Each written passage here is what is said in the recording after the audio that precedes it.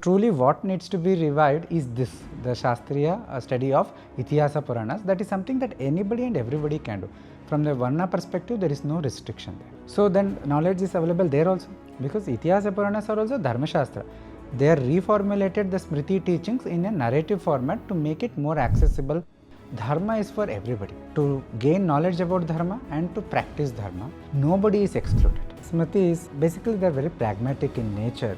They have no political or social agenda to create a utopian world wherein everything is hunky-dory. They know, because the rishis are Trikala Gyanis, they know the reality of the world, the way the world is designed.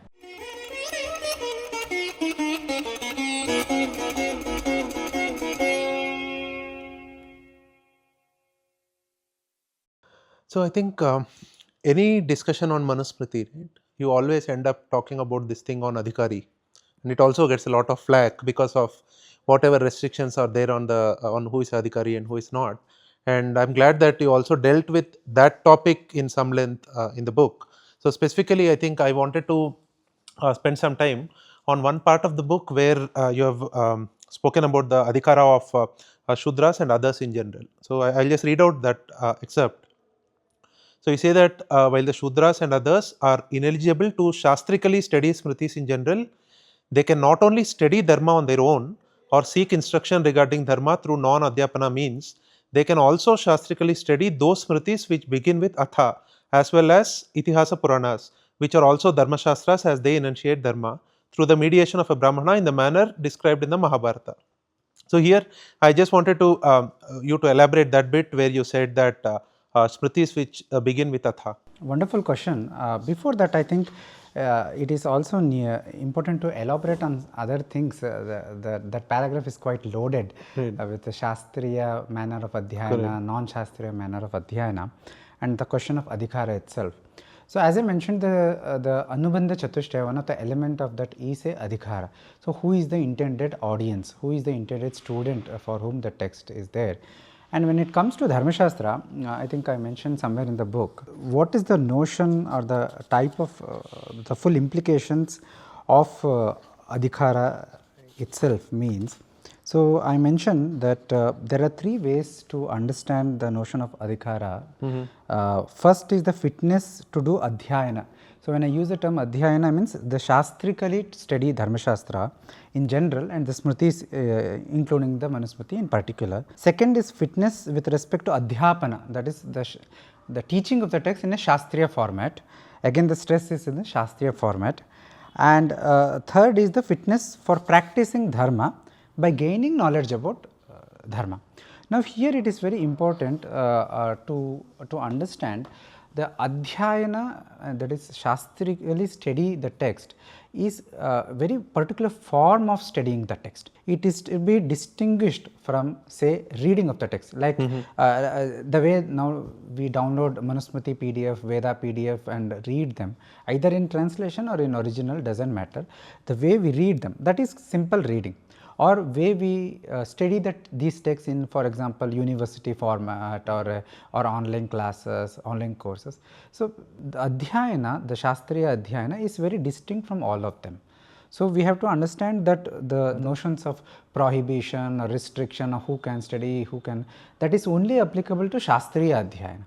And Shastriya Adhyayana implies that a student approaches a guru, asks him to take him under his refuge, the teacher accepts him, and that whole brahmacharya ashrama comes into play, wherein a student has to live as a brahmachari with the guru. Gurukula vasa is there and tapasya is there, where a lot of observances, for example, a brahmachari has to get up in the morning, early morning, do the sandhya, do the agnikarya and do the shushrusha of the guru. The guru seva is also there, and there are many other rituals, many other activities that are done, and through those tapascharya you also study the text, and that study also in a particular format, wherein it is a oral transmission and the guru says the verse, the shishya repeats it, and this goes on and on.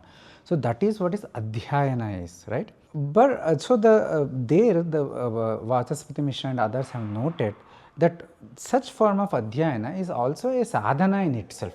Just like we do puja and all, it gives us a particular sadhana, mantra, anushtana or any meditation or whatever, it has adrushta phala, right? It gives punya and it helps us to chitta shuddhi, etc. Similarly, this Shastra Adhyayana is also a spiritual activity. It is a ritualistic activity, it is a spiritual activity, and it gives rise to punya. But mere reading, etc. does not. So, there Shastra Adhyayana, the purpose is not just gaining of the knowledge, complete knowledge, there it is also about punya, and there the Shastra Paddhati is the means through which from Shravana to Sakshatkara in its full sense is possible, not mere gaining of information or not mere gaining of knowledge. And that knowledge is also important, but there are other means of gaining that knowledge also. So, even Vachaspati Mishra recognized at his time, he was at least 1000 years back, he recognizes in his time also there were many people who is reading the text, who are not just the Brahmanas, etc., but even others. There might have been many people reading the text, but there it is distinguished from the Adhyayana.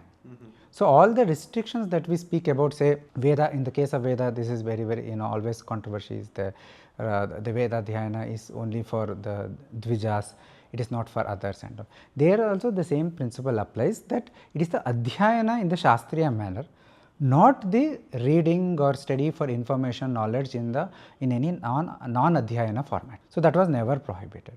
So, basically nobody was stopped from accessing a text of Veda or approaching it to understand. Even without the benefit of technology that we have today, and where the access was limited before, even then there were many methods to gain knowledge, and the Shastras themselves speak about it. In the Mahabharata it speaks about, with Brahmana in the front, anybody and everybody can Shravana, they can do Shravana. So, basically what it means is, typically in a class, a guru would have students belonging to all different Varnas who are all capable, who have all other qualities to become a student, who have sincerity, humility and all those things, and intelligence, etc.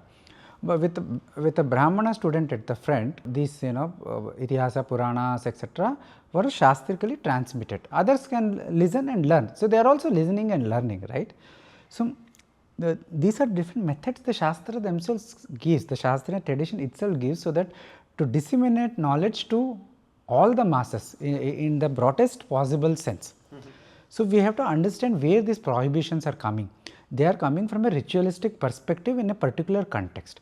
So, though similarly for Adhyapana also, it is the Shastriya Adhyapana, that Guru taking a student as his Shishya and teaching it in a particular format and such thing. It is not about imparting about instructions on Dharma, either in friendship or in compassion or to a student in general.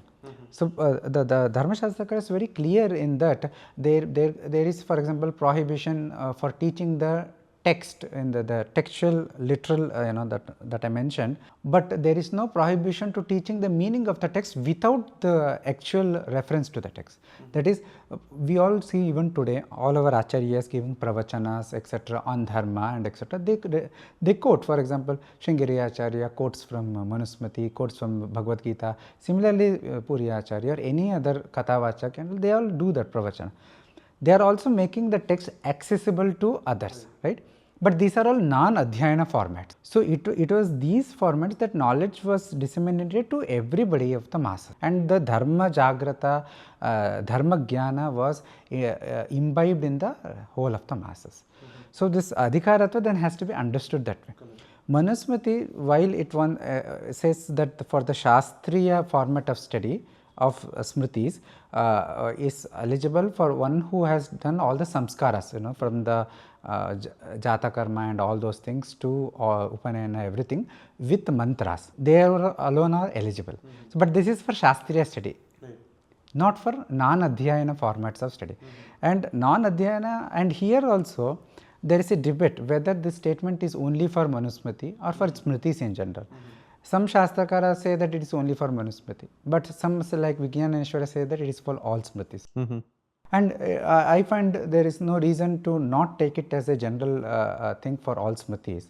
But even then there is an exception which I found in Parashara Smriti, in the Swami Vidyaranya's Madhavacharya's commentary on Parashara Smriti, wherein he says this Parashara Smriti begins with Atha and not as Omkara.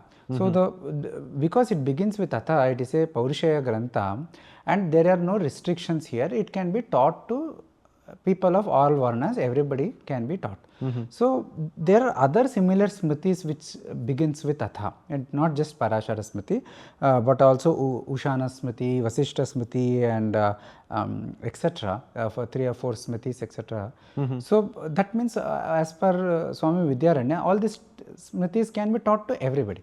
So that means when we speak about access to knowledge, in fact Manusmriti itself says that anybody who is not addicted to Artha and Kama, they are eligible to get the knowledge of Dharma. So that means that other than this Dvijas, the Brahmana, Kshatriya, Vaishya, everybody else, when it comes to them, they can read the text on their own or access the knowledge of the text through any of modern methods, like classroom teaching, online classes, or reading on themselves. Nobody is stopping them, and there is no prohibition of Shastra on that. The prohibition does not apply to that. Or if they want to study Shastriya manner, then taking Swami Vidyaranya's words, so we can say that they can learn those particular Smritis by approaching a proper teacher for that. Or they can even study Shastrically the Itihasa Puranas, that is given from a very long time in the method mentioned in Mahabharata, that anybody and everybody can Shastrically study. Now unfortunately the Shastriya Adhyayana of Itihasa Puranas is almost not there. Correct. It may be there in some pockets, I am not sure. So that is something that has to be revived, because nowadays what is happening is those who approach Itihasa Puranas, they do it from a very fictional perspective. They take one character, make books on that, and such approach is there. But we need to have a Shastriya approach to that also. That needs to be revived. So truly what needs to be revived is this, the Shastriya study of Itihasa Puranas. That is something that anybody and everybody can do. From the Varna perspective, there is no restriction there. So then knowledge is available there also, because Itihasa Puranas are also Dharmashastra. They are reformulated the Smriti teachings in a narrative format to make it more accessible, so that it can be further reformulated into theatre form and such things. So it has been reformulated, but the teaching is the same. So you see that these are different methods. So basically the idea is that Dharma is for everybody. To gain knowledge about Dharma and to practice Dharma, nobody is excluded. In the very opening verses, the rishis specifically ask Manu, give us knowledge about Dharma that is applicable to all the 4 Varnas as well as those who do not belong to any of the Varnas, that is, who cannot be allotted to any of the Varnas. So give us knowledge about Dharma that is applicable to all. So the rishi did not say only impart knowledge about Dharma for Brahmanas or for Kshatriyas, right? They had whole humanity in mind. So Dharma is all inclusive. People have this misconception that Dharmashastras, the Smritis, etc. exclude people from religious practice. That is a great misconception. Their purpose is to actually include everybody in the Dharmic worldview. The only thing is difference here is, unlike Christianity and other places, we do not have a one size fits all kind of instruction for everybody. We have our notion of Samanya Dharma, which is universally applicable. But we have much more, which is a specialized method of practice that is tailor made for an individual. So that is based on your ritual state, that is Varna, based on your ashrama station in life, your gender, your capability, your temperament, whether you have a great Indriya Nigraha and suitable for path of Jnana, whether you have more devotional bent suitable for path of Bhakti, or whether you have Veera Swabhava suitable for path of Karma. So all these different ideas are taken into account, and specialized Vishesha Dharma is given. So when you say that this path is, a person does not have Adhikara for this path, it simply means that that path is not suitable for that person, and that person is not suitable for that path. That simply implies that if you say that no, I don't accept this and I will still practice it, nobody is stopping you. Today everybody can do everybody, nobody is stopping anybody, but it simply means that you will not attain the result that path is supposed to give you if you do not have the eligibility. Eligibility here means if you are not suited for that path. The Adhikara is all about merely indicating what is the best path by which you can attain Abbhyudaya Nischayasa. It is not about exclusion, it is not about discrimination, it is not about some cunningness or some hidden agenda. The Shastra has no hidden agenda. Its only agenda is to indicate a path by which anybody and everybody will have some path, some mechanism through which you can attain Abbhyudaya Nischayasa. And this is recognized by the various acharyas outside of Dharmashastra tradition also. Say for example, Shankaracharya in his Brahmasutra Bhashya, there is a portion where the discussion is there. First there is a discussion about ashrama dharma, and says why ashrama dharma is very, very important. That to attain moksha, practice of ashrama dharma is very, very important. So then the question comes, does it mean those who do not belong to any of the ashrama? Just like we can say that people, there are people who cannot be designated or grouped into any of the varnas. There are also people who cannot be grouped into any of the ashramas. For example, a person who has lost their spouse, they are neither grihastha, they are nor vanaprastha, they are not sannyasi also. Right. Similarly, for example, those who are ganikas, courtesans, prostitutes, they are outside of the Stri dharma, they are outside of the grihastha dharma, they are also not inside the ashrama dharma, right. There are many other such examples we can give, those who are not in the ashrama dharma. So, the question the Brahmasutra Badarana raises is, does it mean that these people do not have adhikara to pursue moksha, pursue Brahmavidya? Do not they have any path to practice spirituality? Badarana says, no, they have special methods to attain that. And Shankaracharya elaborates here and elaborates on what those special methods, and he gives the example from Manusmriti. We have the impression that Manusmriti is exclusive, but Shankaracharya is citing Manusmriti as a pramana to argue for inclusion of everybody in pursuit of moksha. To arguing that everybody has a right to pursue moksha and attain moksha, and also practice dharma to attain moksha. And here the verse he quotes is about which says that whether you perform other actions or not, whether you perform other dharmas or not, japa is the highest practice. So whether you perform other or not, you have to perform this. So this Shankaracharya says this japa is common to everybody. You only need to get diksha from a guru, that's it. Anybody and everybody can practice japa, and it is the highest practice. And in Manusmriti there are different methods of it, there are different other prescriptions also. So in one context, Manusmriti says that for whom the parents are alive, the Shushrusha to the parents, it is the highest dharma. It can give you Abbhyudaya Nischayasa, including everything. So that is a special method, and everybody has parents. It is not that only Brahmanas have parents, others do not have. So this is a practice, is Vishesha Dharma, which is a Samanya Dharma in the sense that everybody can practice. Because we are not engaged with the text in a more serious and sincere manner, we are not able to make these connections.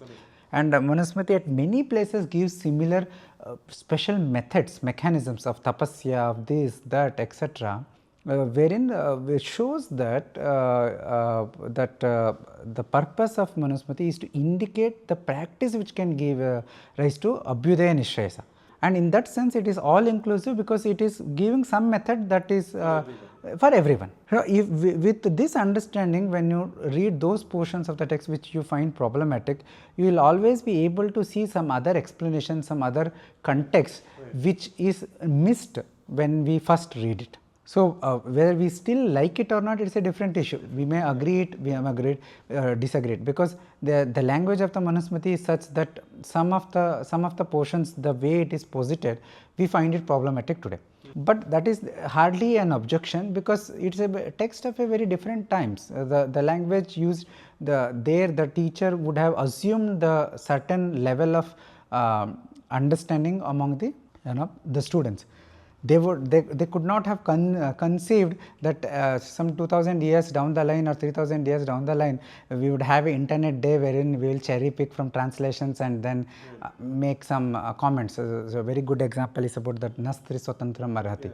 right? I know you write about that also in the book. Yes, yeah. So they would not have, they could not have even imagined that here now Swatantra has a particular connotation in the light of feminism and all, and that connotation has no applicability as far as the Dharmashastra itself is concerned.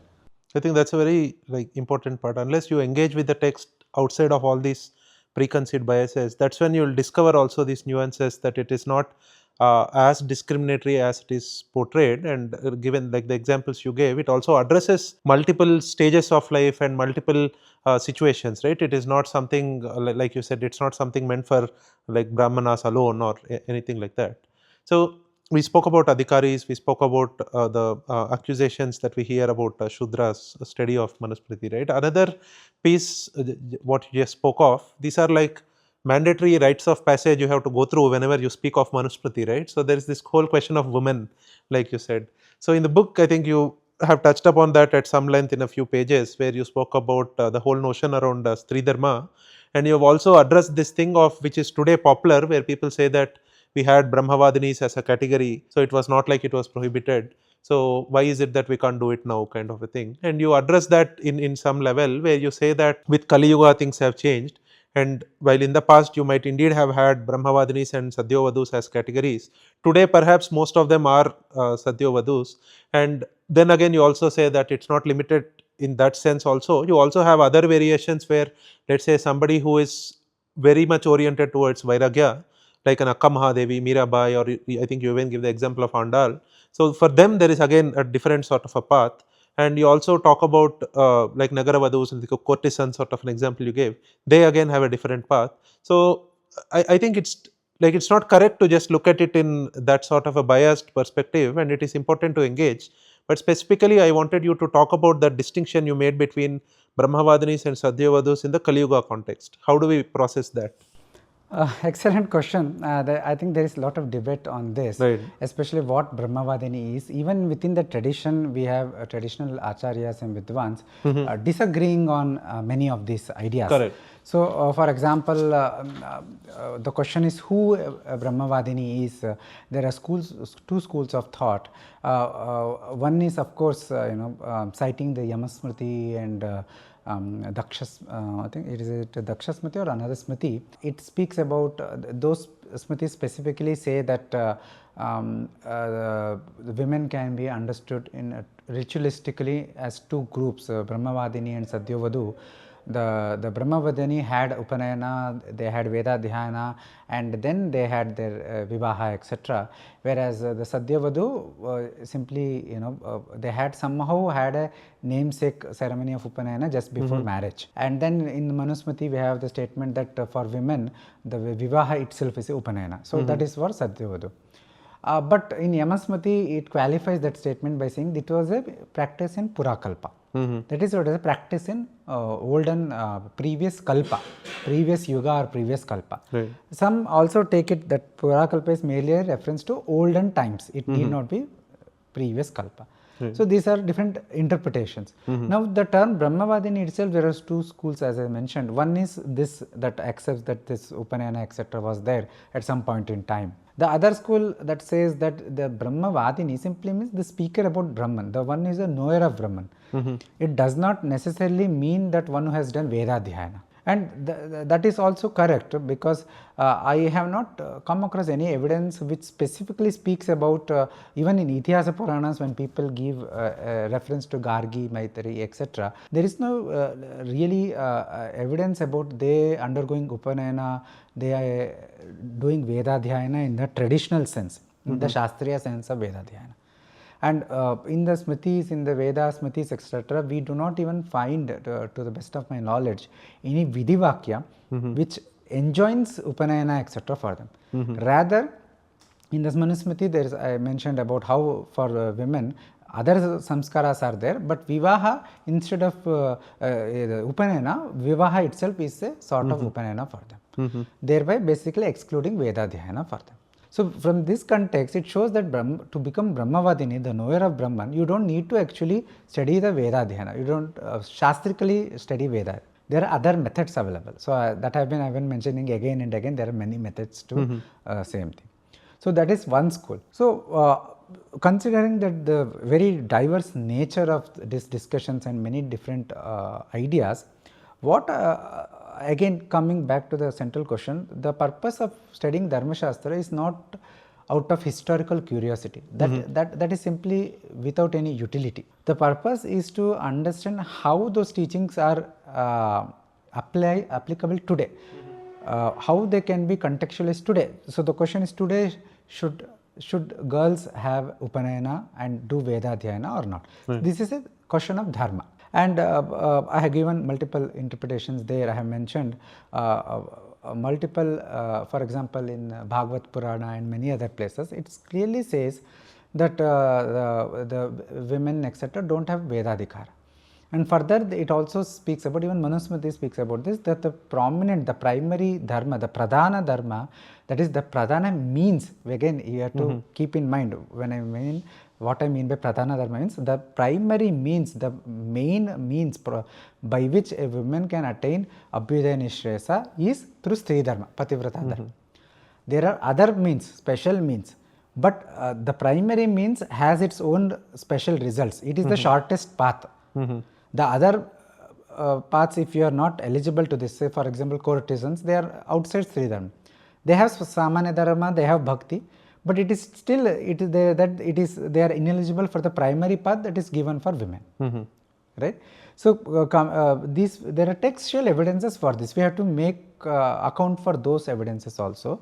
So it appears to me that the Yamasmriti statement about Purakalpa is very important. You take it as a Purakalpa in a previous kalpa, or take it as an older practice in a previous yuga. The essentially it boils down to same thing, that currently most women, their ritual state, their spiritual state, their condition in this, the limitation of the Kali Yuga is such that they are all, for all practical purposes, Sadyavadhus. However, I also state that there could be exceptions. There could always be exceptions, but the exceptions do not prove the rule. Even Sri Madhvacharya of the Dvaita Vedanta, he also mentions the exceptions in the form of Uttama Stri.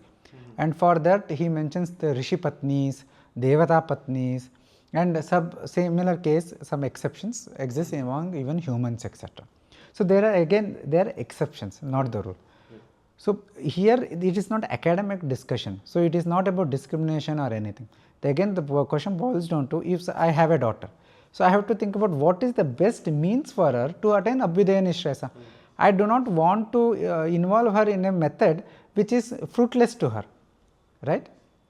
So this is the concern of the Dharmashastra authors also, the writers also. They are like parents thinking about their children. So this is the debate about Sadyavadhu and Brahmavadini. There are other aspects to it, say from very practical perspective. Vedadhyayana is supposed to be done every day. Sandhyavandana is supposed to be done every day. Trikala Sandhya is to be done. But women have menstruation, they have monthly periods. Periods is a time of ashaucha. You cannot do any of the Veda karma, any of the Sandhya Vandana etc., the basic minimum that is needed. You cannot do it, you are not supposed to do it. Even if you do it, it is a violation of Shastra. It will give rise to Papam only. So then there is pregnancy, childbirth. They are all completely emotionally draining. Your whole body, mind, prana, everything is invested. Not just the process of pregnancy, but even post childbirth for few years, the mother is completely devoted to the child. Is it even right to force her to observe all the Trikala Sandhya Vandana etc. and all, ignore the child? Is it even right? It is not possible. It is a himsa upon that woman. So considering this all practical possibilities, forget about the Shastra. This practical possibility, impossibility is there. What is the purpose of Upanayana etc., right? It has to, after Upanayana, have to do Sandhya Vandana, then Veda Dhyana etc. But if we are unable to do all these things, then that Upanayana has no purpose except for a show. That is why Manu says for women, Vivaha itself is like Upanayana. And it also says that Pati Seva is like Guru-Shishya. Griha karma is like Agni Karya, that is, the daily Agni Karya that they do. This Griha Karya is the whatever household activity is there, that is their Agni Karya. So that means that the Stri Dharma itself is a spiritual practice. People again have a lot of misconceptions about what the Stri Dharma is. It is a spiritual practice in itself. You get up early in the morning and put the rangoli. Putting rangoli is a puja in itself. You do household kitchen activities and everything, shaucha of the home, take care of children. That is a spiritual activity. That grihini gets the punya, the grihini gets the tapas phala. We have so many episodes of great Rishi Patnis who were more stronger in tapas shakti than their husbands, and they got that tapas shakti through simply this Stri Dharma, that is Pativrata Dharma. I am saying simply, but it is not that simple. It is not easy to practice Pativrata Dharma. So even somebody like Ahalya swayed from the path, right? So we have to have a more open-mindedness to understand the nuance of Dharma. And we have to start with the trust that our acharyas were not bigots. Yeah. They had no agenda, personal agenda here. So here the very opening verses teach us that Manu had no agenda. He was simply sitting in meditation. Only when he was approached by somebody for knowledge, he imparted that. So there was absolutely no agenda. So these are the nuances. So I argue that in the book that basically for all practical purposes, most of the women, they are Sadyavadhus. But this is just because when I say Sadyavadhus, they do not have Veda, Adhyayana or Upanayana, that does not mean that they don't have any access to rituals or any spiritual paths. The primary is of course the Stri Dharma. Apart from Stri Dharma, within that Stri Dharma also, it is not said that they cannot practice japa, they cannot practice vrata. See, all this Karva Chauth and other Gauri, Swarna Gauri Vrata and all these festivals, they are Lakshmi, Varmaha Lakshmi, etc. They are Stri Pradhana festival.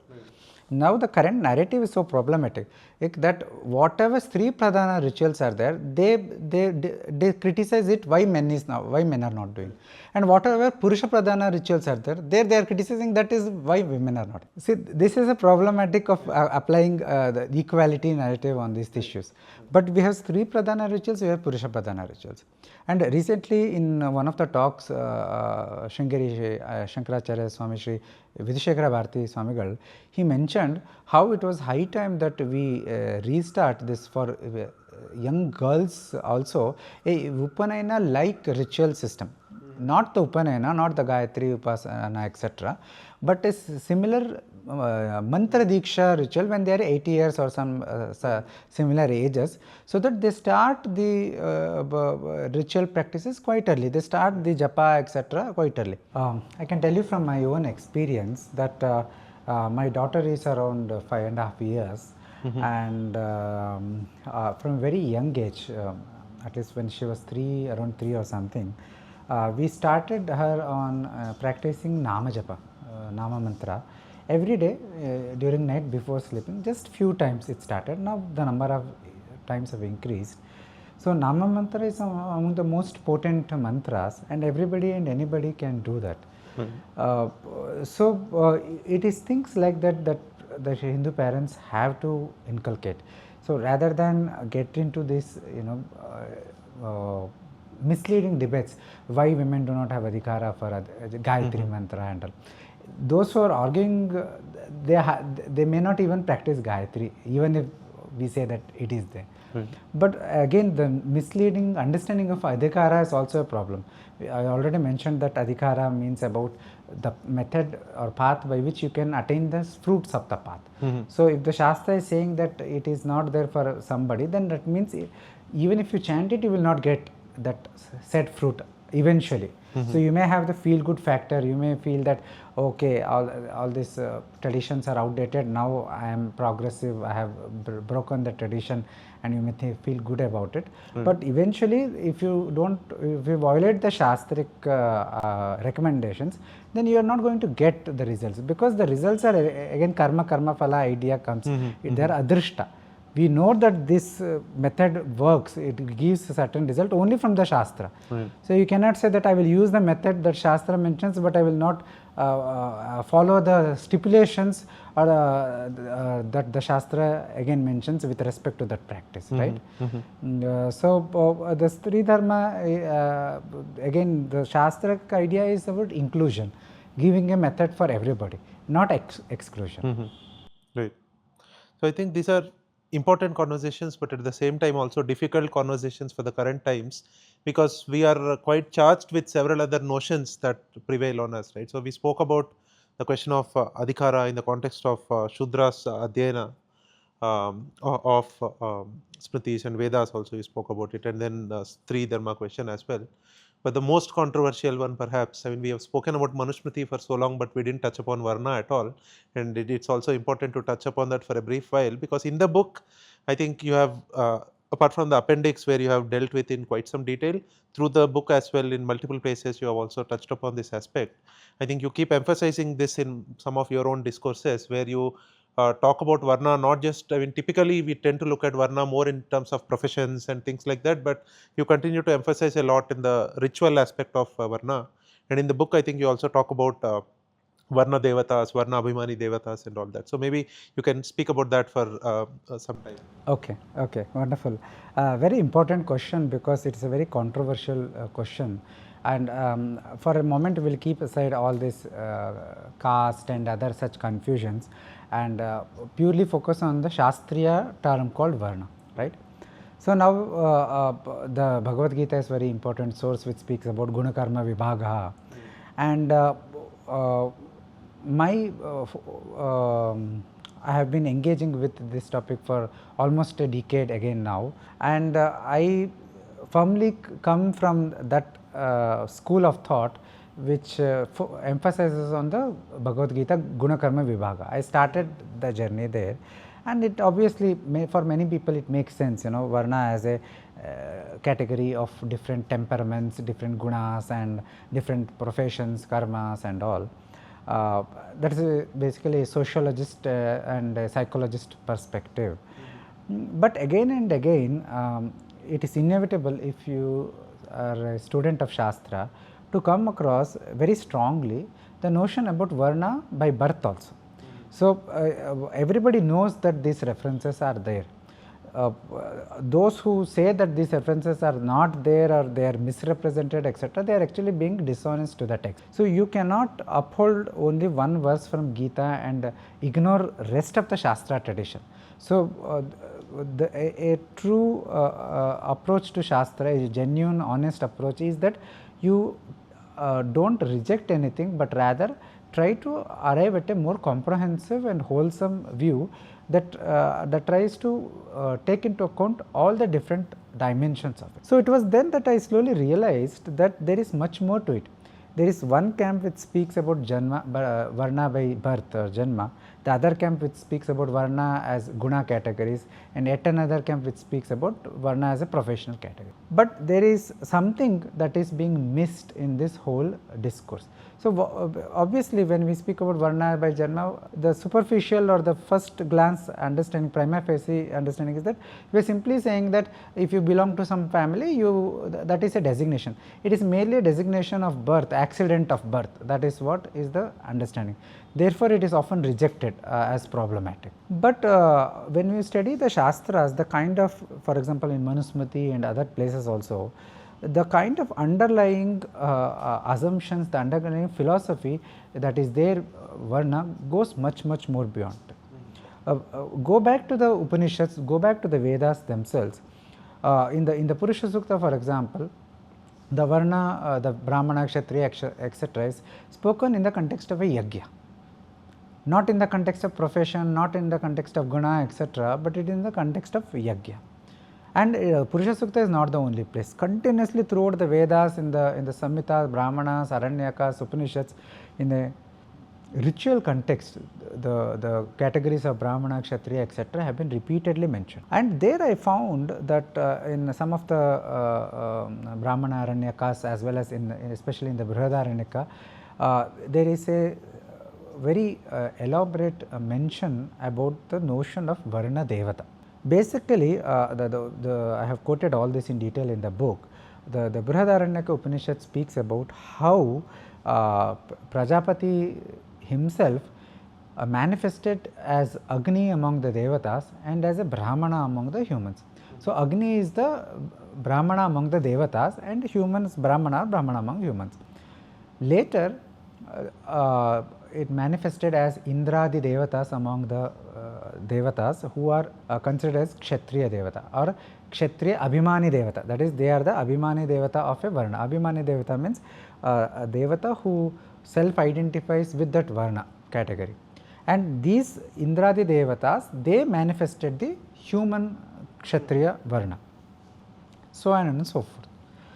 So, the idea there is that the reference to Varna in a human context also is essentially a reference to a ritual state. What I mean by ritual state is the presence or absence of a particular type of Varna Devata.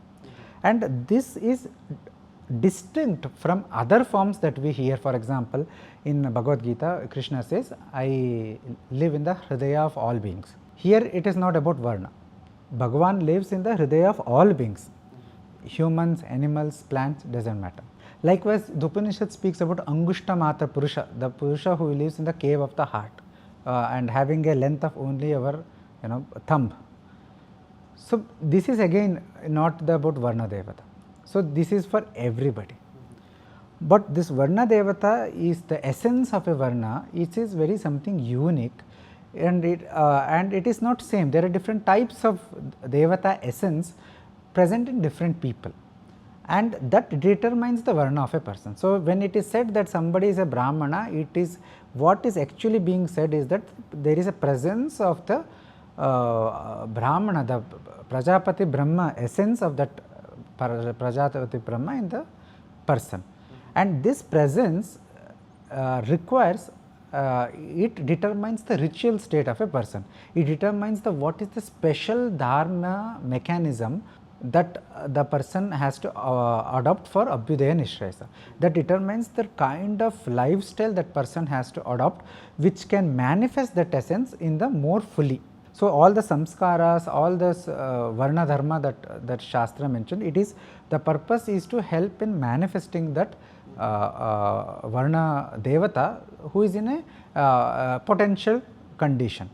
Now, the Shastras mention about if you do not do Sandhyavandana 3 times a day, then you will lose your Varna and become like a Shudra and all. So, now people find it very discriminative and such thing, but the real meaning is this, the ritualistic meaning, that there is a Varna Devata in you, and the Sandhyavandana is the method by which you reinforce that, you strengthen that. But if you do not do that, then that essence weakens and eventually you lose that essence permanently. So, this is how the Shastra speaks about 2 or 3 generations. If in a family that there is no Upanayana, there is no Sandhyavandana, etc., they lose their Varna. So, what is that Varna losing is? That is a question. It is not about guna, it cannot be about karma, etc. Karma, guna are connected, but the essential feature is that the Varna essence. We see that from Vishwamitra doing tapasya to become Brahmana. How does tapasya help him become Brahmana? What is it that, right? And similarly, King Vihataya, Mahabharata story is there. The sage gave him Ashirvada and immediately from Kshatriya he became Brahmana.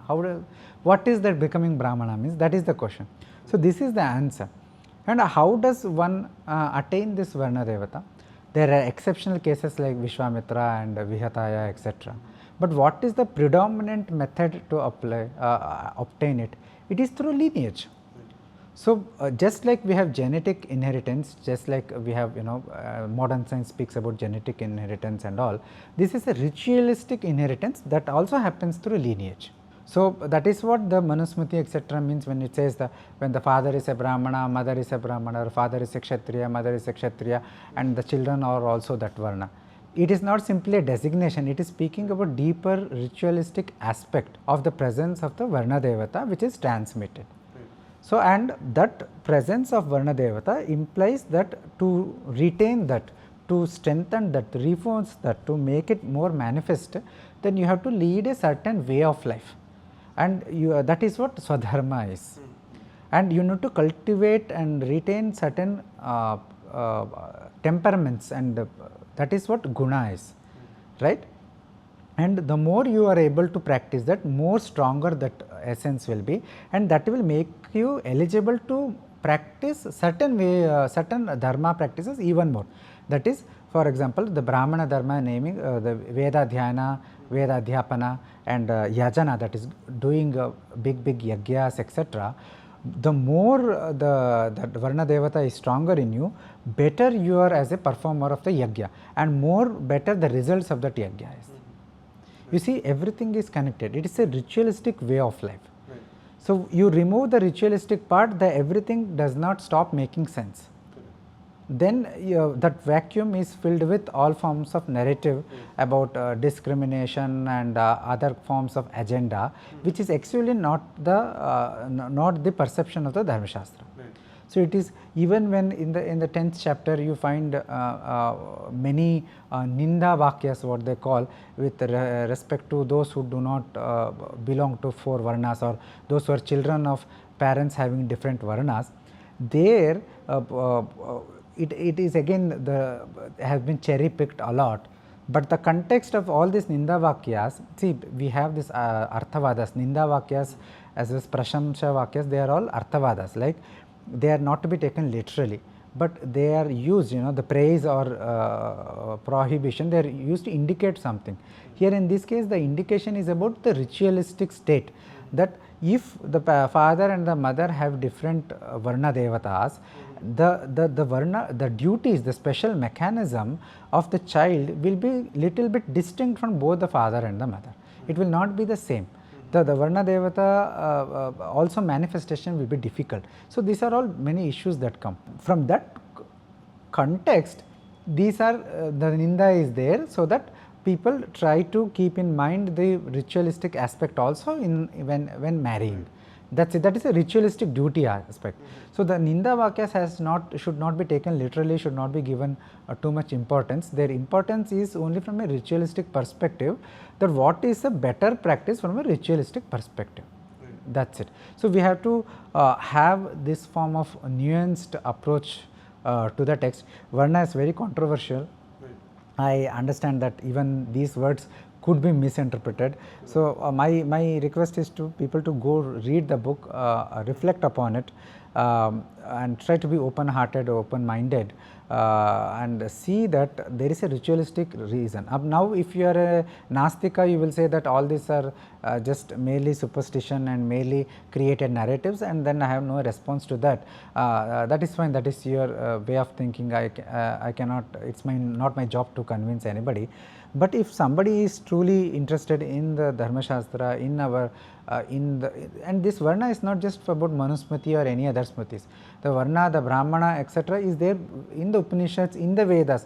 Even those reformists, etc., who say that I don't take Smritis, I only consider Veda, it is there in the Veda itself.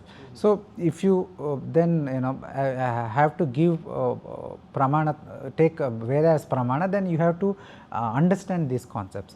Otherwise, if you don't give Pramana to all of them, if everything is merely historicist to you, that there were layers of creation, there were interpolation, etc., then you are as good as an Astika, and then there is no more further discussion possible at all.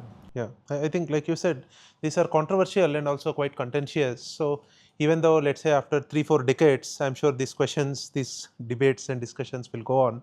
But whatever you have stated is pretty much like you have studied the Shastric position and you have enunciated that. Yes. So here I have no personal agenda or personal view on the matter. Yeah. It is again the Shastriya position. Right. My only contention to all the viewers is simply that be open-hearted and open-minded when you study the Shastra. Take what is good. If something does not sit right with you, that is fine. You can discard that for the moment. It may sit right with somebody else, and let them practice it what is correct. So, as long as there is no harm created to anybody, so there is no need to create controversies that are not needed. So, ultimately our goal in life should be Abbhyudaya Nischayasa, our well-being, material well-being, spiritual well-being, mental peace, happiness. So, we should not lose sight of these goals. The idea of the Dharmashastra, its goal itself also is teach these things. So, if there is some teaching that is not convenient or promoting these ideas of Abhyudaya Nischayasa, then the Manusmriti itself says that even those dharma which are not convenient or at particular time and context, which will not lead to this Abhyudaya Nischayasa, you need not practice that. So, Dharmashastra already, even Manusmriti etc. already gives that option for this. For that inclusiveness, that sensitivity is already there. So, if we are sensitive, we are open-minded, then half the problem will be solved. If we are not politically oriented, you study the Shastra, try to understand it for your own welfare, beneficial. Like Parashara Smriti says that the Dharma gives hita. So, if you keep that in mind, not given to all this political, sociological, all these historicist narratives, purely philosophically if you approach the text, then you will take what is good for you, and if you do not understand, if you do not agree with something, then you can just ignore that. Yeah, I think it all comes down to the frame with which you are trying to process and judge all of this, right. So, there are a couple of parts in the book which I wanted to touch upon, and then maybe we can conclude after that. So, I remember Bharat Gupji in his foreword to the book, he mentions a couple of things which even you speak about later on in your own writing as well. So, let me first read out what Bharat Gupji wrote in the foreword, right. So, he says, the Euro notions of equality, liberty and fraternity as envisaged in the post-industrial societies, they have made the ancient world of Hindus look like a monument of Brahminical tyranny over all other sections of the society. Apart from the sections of Varna, many other sections are seen as not even worthy of a cursory glance, let alone any serious discussion. That is the state we are in. And then in your own writing, you kind of elaborate on this, where you say that Manusmriti does not posit an egalitarian socio-political order where everyone has equal rights and where there are no gaps between haves and have-nots, where everyone is happy. This is a utopian idea with no basis in human reality. Karma and reincarnation differentiates Hindu view from the modern view, and you also talk about viewing this inequity, whatever we observe in the world, from a karmic lens. So, perhaps a lot of this boils down to this, which is the karmic lens sort of a view versus the liberty, equality, fraternity and enlightenment sort of a thing, right. I think a lot of our own current day apprehensions or frustrations on what is there in Manusmriti really comes down to this, where you are trying to apply the enlightenment lens on a text that kind of predates enlightenment really. So, yeah, maybe you could talk about that. Yeah. I mean, you have pretty much summed up my view on that. So, I believe, see, I think this Smriti is basically they are very pragmatic in nature. They have no political or social agenda to create a utopian world wherein everything is hunky-dory. Correct. They know, because the rishis are Trikala Gyanis, they know the reality of the world, the way the world is designed. Say take for the natural phenomenon how things exist in, for example, a forest, right? It is the predator-prey relationship. There is everywhere predator-prey relationship. Suddenly, even if the predator say that world is equal and or equal, the reality is that predator has a ulterior notion to actually make the prey, to eat the prey. We know this from the Panchatantra story of Vasudhaiva Kutumbakam. The actual speaker of the Vasudhaiva Kutumbakam is a predator, right? Right. So, we are very pragmatists. So, our rishis are also pragmatists. So, they realize that even if you create a utopian society, that will never be that will never be true even on the ground.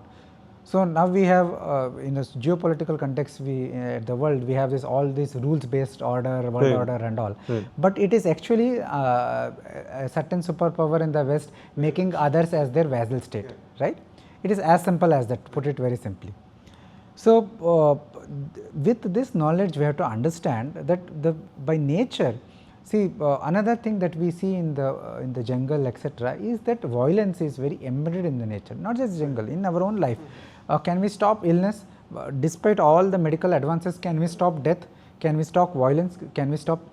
We can minimize them, we can control them, we can regulate them, we can maintain peace in the larger society. The very purpose of the state is to prevent that Matsya Nyaya, right? That the strong is might, that Nyaya, to prevent that. But you cannot completely stop violence. You cannot completely, even if you say that I want to create a utopian state, everybody is equal, it ultimately boils down to equality means homogenization, that everybody is same. Yeah. And how do you achieve it? Through violence. Did not Islam create violence to create that Islamic brotherhood? Did they not differentiate Islamic brotherhood with Darul Habib, the Darul Haram and Darul Islam? I hope I recall that term correctly. Even the communist experience, there is a lot of violence. Right? Yeah. So, removing diversity, see, everything boils down to this. So, you allow for diversity to flourish, then you minimize violence. But if you want to create homogenization, there is always violence in some way or the other. No matter how you and it doesn't sustain also. It's like not sustainable. Said, that utopian thing, I mean that assumption itself is misplaced. See, it's not sustainable because no two human being is not same. I and you are not same. Our thinking is not same. We may have many areas of agreement, but our thought process is not same. Our thinking is not same. Temperament is not same. Our point of journey in our quest is not same. The karmic burden we bring is not same. Our social circumstances is not same. Correct. Nothing is same. So then, how can there be speaking about equality in an absolute sense, right? So knowing this, the Dharmashastra's vision of the world is not to, it's not the enlightenment vision. Their purpose is very simple. We accept that there is diversity in the world. We accept there are a lot of problematic issues in the world. Our purpose is to create a state, create a society, create individual beings who, despite all these problems, despite all these things, they can wade through these problems to attain Abhyudaya Nischayasa. Correct. They give all these hundreds of methods of practice so that everybody in whatever place they are, whatever station, whatever ritual state, whatever gender, whatever karmic burden they have a method to practice by which they can attain the same goal, Abhyudaya Nischayasa, material well-being and spiritual well-being and moksha. Right. So, this is the goal of the Dharmashastra. The goal of the Dharmashastra is nothing else. Correct. So, towards this end, the Dharmashastra also gives us a method to even ritualize the society. So that on social interactions, legal interactions, every interactions are anchored on the Dharma and facing towards moksha. Right. So that is a ritualization vision that is given. Now, how best our society, we can build our society to reflect that is a question of capability and question of our challenges that we face. Right. But this is the vision given. We should not mistake this vision as some sort of political agenda. Correct. Yeah. There is no political agenda in the Dharmashastra. Their only agenda is to create a individual methods for individual, to indicate methods for individual to attain Abhyudaya Nischayasa, and then create a format of state and society, etc., where such individuals can mutually coexist in a harmonious manner. Right. Yeah. Harmony is most important, because when there is harmony, then everybody can do their own things. So Dharma is all about that. I do my thing, you do your thing. Correct. I will not infringe upon you, you will not infringe upon me. Right. Right? Yeah. And I think there is no greater idea than this, no more beneficial idea than this, that we are all trying to, in our own way, pursuing Abhyudaya Nischayasa. Correct. Yeah. I think that's a deeply insightful way to conclude this long and intense conversation. And I'd like to also, as we conclude, I'd also once again I want to appreciate you for taking this up, because it is very challenging. I mean, the times that we are living in is very challenging. So to put a book like this on Manusmriti out in today's times, I think it's a fantastic effort, and I really applaud you on this forum. Thank you. Everyone else is also aware of this work from this conversation, and the readers can purchase this book and also indulge more on these conversations, so that it will really help people to engage more seriously with Smritis, come out of these preconceived notions. So yeah, thank you. Thanks for all your time and all the discussion today. Thank you for a wonderful conversation.